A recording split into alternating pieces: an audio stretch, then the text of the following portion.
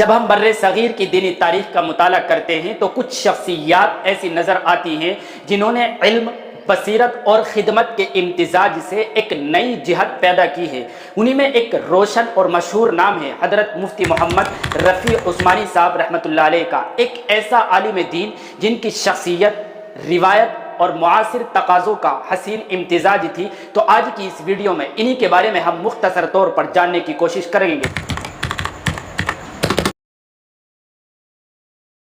21 جولائی 1936 عیسوی، جگہ ہے دیوبند، برطانوی انڈیا۔ یہ وہی دیوبند ہے جو صرف ایک قصبہ نہیں بلکہ بر صغیر کی دینی تحریک کا مرکز ہے۔ اسی بستی میں پیدا ہونے والے محمد رفیع کو نام دیا حکیم الامت مولانا اشرف علی تھانوی رحمۃ اللہ علیہ نے۔ ان کا خانوادہ یعنی خاندان عثمانی اس وقت بھی علمی افق پر درخشاں ستارہ تھا۔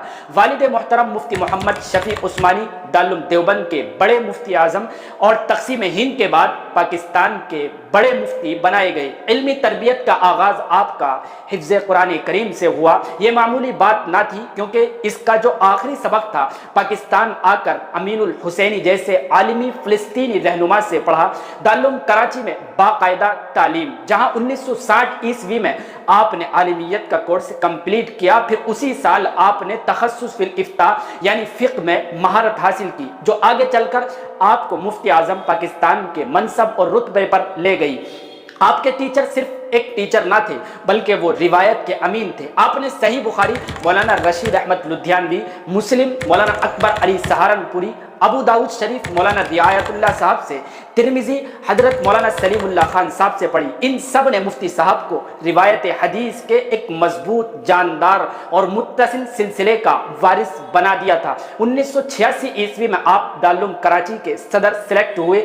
آپ نے اس ادارے کو صرف تعلیمی لحاظ سے نہیں بلکہ انتظامی، روحانی اور اخلاقی سطح پر بھی ملک کا سب سے باوقار دینی ادارہ بنا دیا تھا۔ آپ کے اسٹوڈنٹس آج بھی دنیا کے کونے کونے میں پڑھنے، پڑھانے، فتاوی لکھنے، تحقیق اور دعوت کے الگ الگ ڈپارٹمنٹ میں خدمات انجام دے رہے ہیں۔ آپ کو بتلاتے چلے کہ آپ کا میدان صرف مدرسہ نہیں تھا بلکہ اسلامی نظریاتی کونسل، رویت ہلال کمیٹی، سپریم کورٹ کا شریعت بینچ، حکومت سندھ کی زکوٰۃ کونسل، نیٹ، جامعہ کراچی اور یونیورسٹی کی رکنیت، یہ سب اس بات کو بتلاتے ہیں کہ مفتی صاحب نہ صرف علمی میدان کے شہ سوار تھے بلکہ ریاستی سطح پر بھی دینی رہنمائی کا کردار ادا کرتے تھے۔ علمی خدمات کا ایک بڑا پہلو ہے کہ آپ 27 سے زیادہ کتابوں کے رائٹر ہیں۔ ان کتابوں میں مشہور کتاب احکام زکوٰۃ، کتابت حدیث عہد رسالت میں، یورپ کے 3 معاشی نظام اور سسٹم،